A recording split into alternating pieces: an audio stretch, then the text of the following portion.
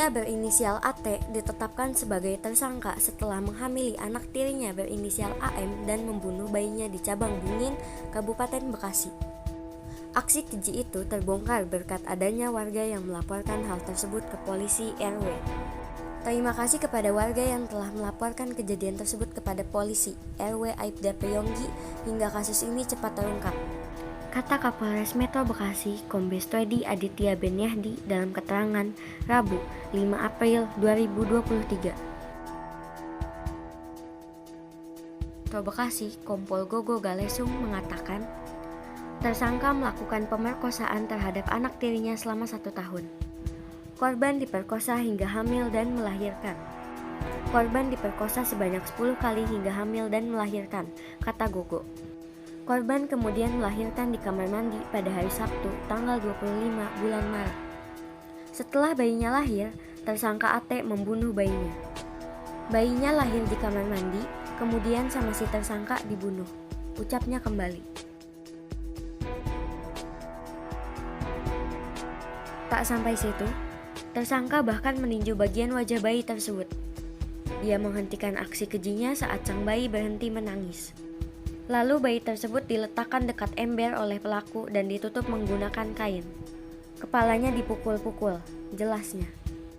Lebih lanjut, tersangka sempat membawa korban dan sang bayi ke klinik, tapi kondisi bayinya dinyatakan telah meninggal dunia. Tersangka lantas memakamkan jasad bayi tersebut. Seperti yang kita ketahui, kasus pelecehan seksual marak terjadi di tanah air. Bahkan diagram kasusnya pun jelas menunjukkan angka yang terus menaik di setiap tahunnya. Dan pada tahun 2022, masyarakat berbondong-bondong menyuarakan aspirasinya terkait kurangnya perhatian pemerintah terhadap kasus ini. Sampai pada hari di mana disahkannya RUU TPKS terkait segala jenis tindakan pelecehan, baik verbal maupun non-verbal. Melihat kasus yang telah dilakukan oleh terdakwa AT, dapat kita tangkap bahwasannya perbuatan pelecehan seksual tidak bisa memberi pengecualian pada pihak manapun, bahkan pada kerabat terdekat sekalipun.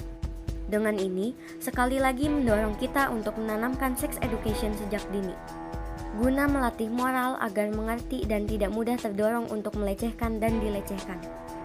Hal ini tertera pada RUU TPKS pasal 4 ayat 1 yang menyebutkan bahwasannya pelecehan termasuk tindak pidana dan akan diberikan sanksi tertentu.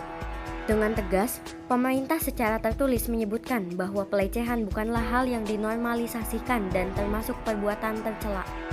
Maka dari itu, pelaku akan dihukum seberat-beratnya dan para penyintas akan dilindungi sebaik mungkin guna menghindari perbuatan yang tidak diinginkan terjadi kembali. Sampailah kita pada penghujung narasi. Saya harap dengan adanya opini masyarakat yang beredar terkait dengan kasus pelecehan seksual, pemerintah dapat terus membuka mata terhadap hal ini, lebih bertindak tegas pada para pelakunya, dan dapat melindungi para penyintas dengan sebaik-baiknya.